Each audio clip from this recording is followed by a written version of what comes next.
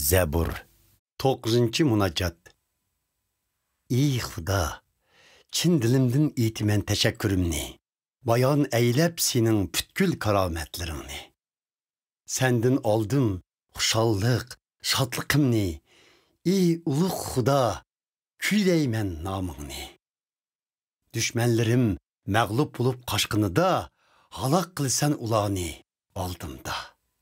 Chunki meni oxildin sen haq davoyimda, adolatlik sudchi bo'lib saltanatlik o'rningda. So'roq qilib yot allani, halok qilding razil xalqlarni, o'chirvatding manguga nomlarini. Düşmanlar vayron bo'ldi abadga, oylinib shaharlari xaroblikka. Qolmadi u joylarning nomlari tarix betida. Parvardigor o'ltirar mangu shohliq taxtida. Hukm uchun qurg'ondir u taxtini aslida. Dunyoni u so'roq qilar adolatda, odil hukm chiqirar xalqlarga. Parvardigor qo'rg'ondir ezilganlarga, panoh bo'lar u doim azobli kunlarda.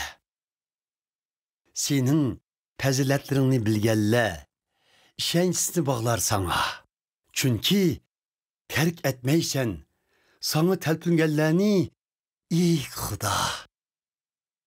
Kuylanglar Siyonda hukm surgan Parvardigorni. Bayon aylab alla ara uning buyuk ajrini. Chunki u olg'uchdir to'kilgan qonning hisobini.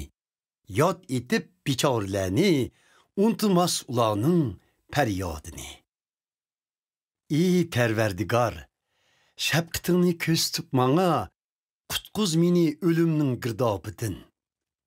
Qarg'in o'shmanlarning menga solgan azobiga.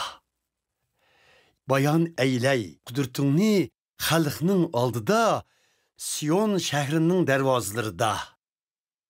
Ijodliqingdan cho'milay shodliqqa. Yot alla tushdi o'zri qo'lgan o'rg'a. Putlari ilinib qoldi yo'shib qo'ygan tuzoqqa. Hukmi bilan tonutdi o'zini Parvardigor. Yamanlıqları bilan tushilib qoldi yamanlar. Qabrlarga kirib ketar yamanlar. Xudoni unutgan barliq qavmlar. Mangulik unutilib ketmas. Bu dunyoning yo'qsullari, amalga oshmay qolmas ezilganlarning orzulari. Ey Parvardigor, yordam qil. G'olib kelmasin razillar. Oldingda so'roq qilinsin yot alla. Ey Parvardigor, qo'rqinchqa salg'in ularni, bilib yetsin ular faqatla bandi ekanligini.